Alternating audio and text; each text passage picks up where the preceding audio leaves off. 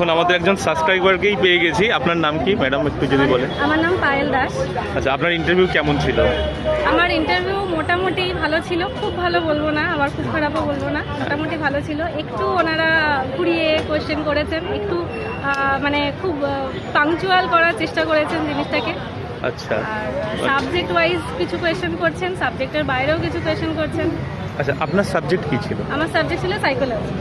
Psychology থেকে কি কি প্রশ্ন? হ্যাঁ, সাইকোলজি থেকে জিজ্ঞেস করেছিল ইন্টেলিজেন্স বাচ্চাদের আপনি কিভাবে বুঝবেন, এটা একটা জিজ্ঞেস করেছিল। আর একটা জিজ্ঞেস করেছিল যে একজন বাচ্চার বাবা মা নেই, অনাথ, তাহলে আপনি তার সাইকোলজিটা কিভাবে বুঝে কিভাবে পড়াবেন, সেটা জিজ্ঞেস করেছিল। আর আমাকে বাংলা ব্যাকরণ থেকে অনেকগুলো জিজ্ঞাসা করেছিল, যেটা আমি একটু ঘাবড়ে গেছিলাম। উষ্ণ বর্ণ কাকে বলে জিজ্ঞাসা করেছিল। তারপর প্রতিযোগিতা বানান লিখতে বলেছিল। আচ্ছা, আর কোনো প্রতিযোগিতা বানান লিখতে বলেছিল? ঠিক আছে, প্রতিযোগিতা বানান লিখতে বলেছিল। আচ্ছা, আপনাকে ডেমনস্ট্রেশনের জন্য মানে কি দিয়ে? ডেমনস্ট্রেশনে একটু অসুবিধা হয়েছে। ডেমনস্ট্রেশনে আমি ফার্স্টে যেটা আমাকে বললো, প্রথমে নিজের ইচ্ছা মতন বলো, তারপরে আমি যেটা চুজ করেছিলাম আমাকে বললো না, ওটাতে এক্ষুনি একজন পড়িয়ে গেল, অন্য কিছু বলো। আপনি কি চুজ করেছেন? আমি প্রথমে ভাওয়েল কনসোনেন্ট চুজ করেছিলাম। আচ্ছা, বললো ওটা একজন পড়িয়ে গেছে, অন্য কিছু বলো। তারপরে আমি আবার বললাম যে তাহলে ক্লাস 3 এর আমি বেঙ্গলি পড়াতে পারি, বললো না বেঙ্গলি শুনবো না। তারপরে অন্য কিছু আবার। তারপরে বললো যে এলাম তাহলে কি আমি একদম মানে প্রাক প্রাইমারি শ্রেণীর বর্ণ থেকে পড়াতে পারি, বললো যে হ্যাঁ। এবার তখন আমি বর্ণ যখন শুরু করেছি তখন আমাকে জিজ্ঞেস করলো কোন বয়সের বাচ্চাদের আপনি বর্ণটা শেখাবেন। আচ্ছা, এইটা জিজ্ঞেস করেছে। তারপরে স্বরবর্ণ আর ব্যঞ্জন বর্ণর পার্থক্য জিজ্ঞেস করেছে, অক্ষর আর বর্ণের পার্থক্য জিজ্ঞেস করেছে। আচ্ছা, জিকে থেকে কোনো প্রশ্ন জিজ্ঞেস করেছিল? কিছু জিজ্ঞেস করেনি।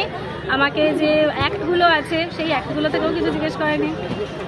আপনার কত নম্বর টেবিল ছিল? আমার টেবিল ছিল 7 নম্বর। আচ্ছা, আর ওখানে যে ইন্টারভিউয়াররা ছিলেন তাদের কথা শুনতে বা বুঝতে কোনো অসুবিধা হয়েছে কি? না না, কথা ঠিকঠাক। আর মানে হলের ভেতরের অ্যাটমসফিয়ারটা যদি একটু বলেন, মানে ইন্টারভিউ হলের ভেতর? হ্যাঁ, হলের ভেতরে। ইন্টারভিউ হলের ভেতর আমার যেটা পার্সোনালি মনে হয়েছে যে ওনারা একটু কনফিডেন্টটাকে লো করে দেওয়ার চেষ্টা করছেন, তবে সেটাকে যদি নিজের পার্সোনালিটি দিয়ে ধরে রাখা যায় তাহলে। কতক্ষণের ইন্টারভিউ ছিল আপনার? আমার হয়েছে ওই 5-7 মিনিট।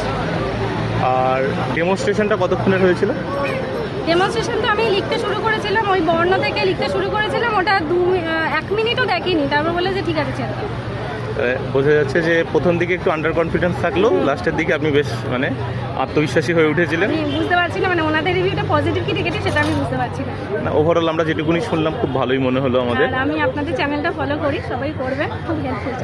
অসংখ্য ধন্যবাদ ম্যাডামকে। আর আপনি এই ইন্টারভিউতে সাফল্যমণ্ডিত হন, এটাই বেঙ্গল গুরুকুল আশা করে। Thank you sir.